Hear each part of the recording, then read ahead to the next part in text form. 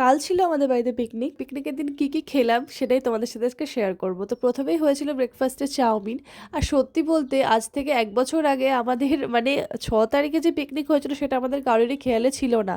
হঠাৎ দেখছি মেমোরিজে এসেছে। আর কালকেই আমরা পিকনিকটা করেছি। মানে একদম সেম যে মিলে যাবে ৬ আর ৭ তারিখ সেটা ভাবতেই পারিনি। আমাদের হঠাৎই মানে ইচ্ছে হলো পিকনিক করার কথা।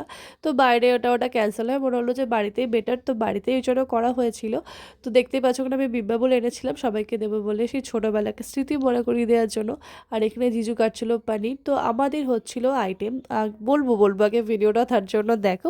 তো দেখতেই পাচ্ছ, তোমাদের কি মনে হয় এই রেসিপিটা দেখে যে কী হতে পারে, কিসের জন্য এত সবজি টবজি ভাজা হচ্ছে, মানে গাজর বিনস এটা ওটা। তো যাই হোক, এখানে দেখতে পাচ্ছ পনিরগুলো ছোট্ট ছোট্ট করে কাটা হয়েছে, যেটা দেখতে খুব কিউট লাগছে। আর এই যে এটা হচ্ছে রেডি, এটা কিসের জন্য রেডি বলো তো? এটা হচ্ছে ফ্রাইড রাইসের জন্য, যেহেতু ফ্রাইড রাইস হবে তা আমাদের মিক্সড ফ্রাইড রাইস, ওই জন্য আর কি। তো দেখতেই পাচ্ছ এখানে শেফ দাঁড়িয়ে আছে, শেফের বউ দাঁড়িয়ে আছে। তো দিদিও ওইদিকে ভিডিও করছিল আর আমিও ভিডিও করছিলাম। তো এখানে মিক্সড করার জন্য সব রেডি, দেখতেই পাচ্ছ।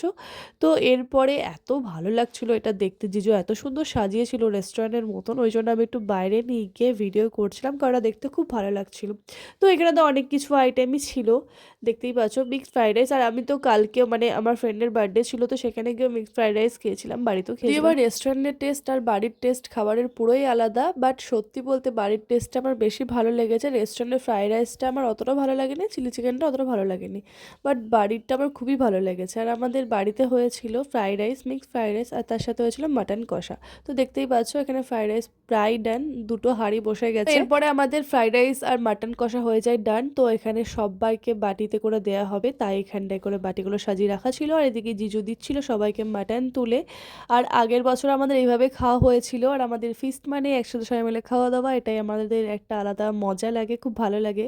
আর তোমরা যারা আমার ব্লগ দেখো তারা জানবে যে আমাদের রোজ দিনই মানে প্রায় মাঝের মধ্যেই পিকনিক হয় আর কি, এই রকম। তো আমাদের খেতে খেতে কিন্তু ৫টা বেজে গেছিলো, বিকেল ৫টা, মানে রান্না করতে করতে এতটা লেট হয়ে গেছিলো। তো যাই হোক, সবাই মিলে একসাথে খেতে বসে পড়েছিলাম। আর সব শেষে ছিল হচ্ছে যে গোলাপ জামুন, আর তার সাথে ছিল খেজুর গুঁড়ো রসগোল্লা, যেটা নিতে ভুলে গেছিলাম। তো এই ছিল ভিডিওটা, বাই বাই।